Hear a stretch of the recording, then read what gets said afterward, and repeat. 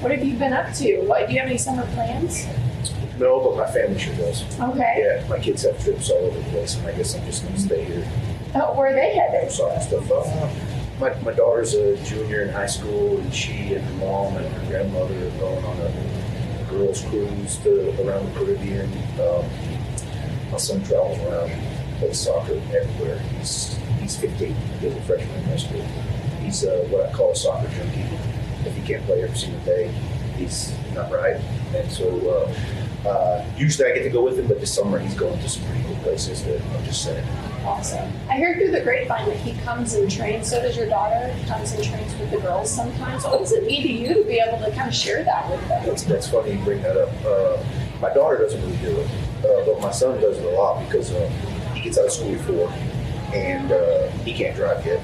So if my daughter has a conflict, I have to go pick him up, and that makes him a little late to training. And his favorite thing to do is just to hop in the truck, come with me, and just jumps right into the practice. I can tell it doesn't bother the girls, and actually the better he gets, I think maybe he's starting to make them a little nervous. Right. Yeah, because he's getting pretty good lately.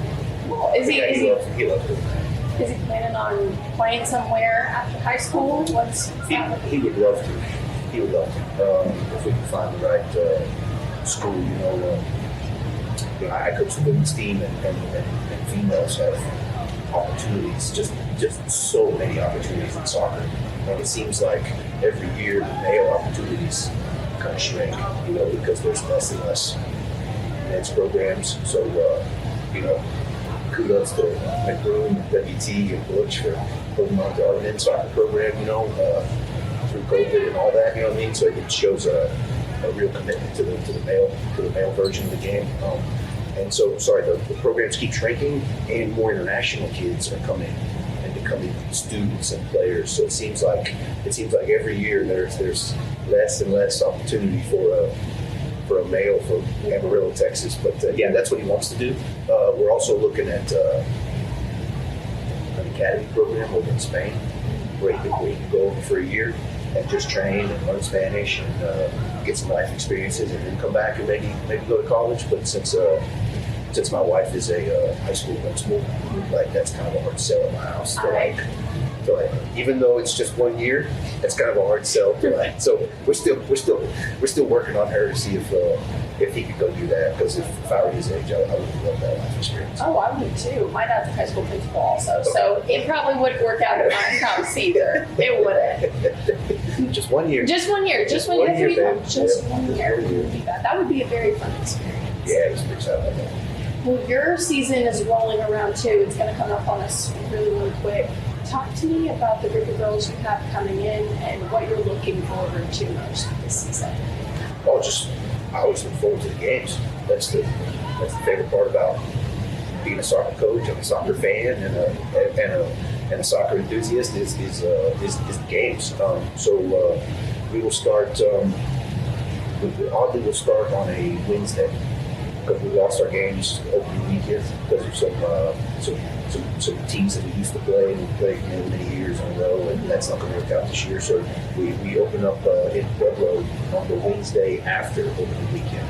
So we'll just train through preseason, and we'll train through that weekend while everybody else plays their first games, kind of see what the first weekend shakes out, because there's always some big surprises on the first weekend. You think somebody's going to be really good, and maybe they're not, and then somebody shows up, I didn't know that team's going to be very good. And then once we start on that Wednesday, we'll start playing 2 or 3 games a week. Always excited to play the games. You mentioned new players? Yes, incoming players, transfer players, freshman class coming in. Oh, we have quite a few. There's a freshman from Saxe in the Dallas area. Okay. Her name's Bailey. I have some high expectations for her. Maybe a defensive midfielder, maybe center back. There's 3 local kids coming. We've never had that many before. So the youth soccer in Amarillo is growing and getting better and better, because we've never had 3 incoming freshmen from Amarillo. So we got McKenna Alstead, she's a Randall kid, and we've got Molly Farrell and Lauren Stokes. Those are MOI kids. Then we have a couple transfers that are coming. Sydney Martin is a Dallas kid, actually grapevine. Almost won a state championship her senior year. They lost in the final game. She has a younger sister. Maybe I can convince her to come here in a couple years too, who just won a state championship. But she tried the Division I route at Gardner Webb. Say that right? Gardner Webb. And didn't like it. Wants me back in Texas. So she's coming to us. Sorry, our freshman I left out. We have a kid named Holland who plays on the Egyptian national team. Wow. Yeah, so she's a fun player. So we're hoping that she comes in and, contributes to our attack. I don't know how much you follow us, but we really like to score goals. Yeah, hey, I like it. I like it. That's a good strategy. We've kind of morphed in the past few years into, it's a fairly risky way of playing, but we just love it. We have a bunch of dribblers on the team and they take people on, and we don't discourage that at all. And they create chances to score, and if you miss, you miss, you know what I mean? But we predominantly create more chances than our opponents, but it's a little bit of a risky way to play. But I think she'll help us out with a few goals, and I've never had an Egyptian on the team. So, as we go through life and we learn more things and have new experiences, I'm excited to meet her and maybe learn a little bit about her culture, and maybe she, learns a little bit about Panhandle of Texas. Sure. I really get that kind of stuff. I'm interested to know, how do you find and recruit international players to come here? Well, this one is in-house. Okay. I met this girl because of one of the throwers on the men's track team is also from that area, and he knows the family. And he said, this kid's about to graduate high school and she plays on the Egyptian under 20 national team. Would you have gloves? Of course I have gloves. So got me in contact with the dad. And so actually this one was referred to me by a former WT athlete.